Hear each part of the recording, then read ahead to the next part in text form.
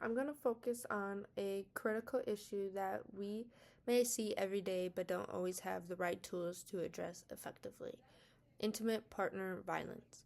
My goal in the next 10 minutes is to move beyond simply identifying IPV, but to empower nurses with practical skills to identify risk, advocate for their patients, and to make a difference. The ER is a critical entry point for victims of IPV. They often don't come in directly disclosing, "I'm being abused." They come in with the symptoms of abuse, like unexplained injuries, chronic pain, anxiety, or psychological complaints.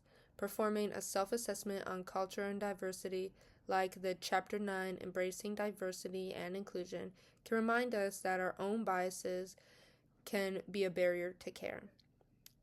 Asking, "Why don't they just leave?" isn't helpful. Understanding the complex reasons for them not leaving, such as fear, love, financial dependency, or cultural pressure, is our first step toward providing equitable, non-judgmental care. With evidence-based tools, we can move beyond intuition. The first tool is the HIT scale. It's a simple 4-question screener you can use during triage or assessments. You can ask the following questions. In the past year, how often did your partner hurt you physically, insult you or talk down to you, threaten you with physical harm, or scream or curse at you? This is an important tool because the HIT scale strength is in its concise wording and it's focused on both physical and psychological abuse. It's a standardized way to start a potential life-saving conversation. For patients who disclose abuse, the next question is, how much danger are they in? The danger assessment tool helps us determine the risk of harm. It asks about specific high-risk factors like increased frequency of violence, weapons, stalking, and strangulation. This is an important tool because it's not just a screening tool, it's a tool that classifies patients into risk categories.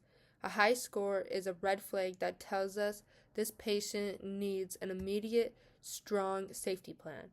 They should also be connected to advocacy services before they leave the healthcare site. For fast-paced environments like the ED, the STAT tool is another excellent option because it has just 3 direct questions. Have you ever been slapped, kicked, or otherwise hurt? Have you been threatened? And has anyone ever forced you into sexual activities? This is important because it's designed for speed without sacrificing accuracy. Having these 3 questions memorized means you're always prepared to screen even in a busy shift. Identifying IPV is only half the battle. Now we must advocate for our patients. Privacy is safety. This is a non-negotiable. Screen only when the patient is completely alone because their safety depends on it. You can validate your patient by starting with, "I believe you and this is not your fault." This simple statement helps build great trust between you and the patient. We cannot rescue them, however, we can empower them and use phrases like, "You are the expert in your situation, what would you like to do?"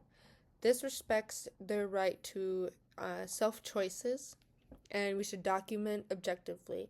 Using the patient's own words, like patient states, "My partner pushed me down the stairs," and we should photograph injuries, of course, with consent. This record can be crucial for future legal actions. Why is this social justice? Because IPV excessively impacts women, people of color, and LGBTQ+ individuals, worsening existing health disparities.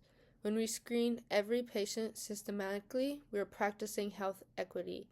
We are saying that everyone deserves to be safe in their relationships. By being a consistent, compassionate resource, we challenge the societal silence around domestic violence and become part of the solution. Finally, this work is fundamental in quality improvement. What happens if we miss IPV? The ED becomes a revolving door where patients return with worse symptoms, causing more suffering, and drives up the hospital bills. Poor outcomes occur since untreated IPV leads to chronic PTSD, depression, and substance abuse. The system fails and the patients lose trust in us.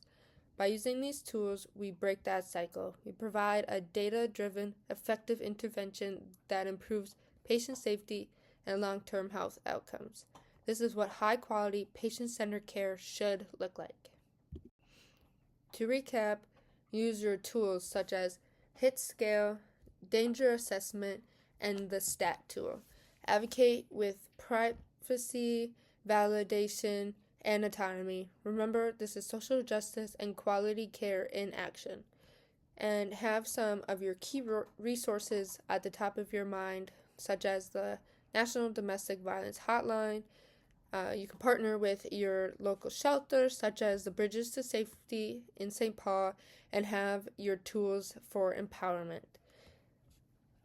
Here we also have like the St. Paul Ramsey County Domestic Abuse Line for people who are living in St. Paul or Ramsey County, with the number provided is 24/7, such as also is the National Domestic Violence Hotline.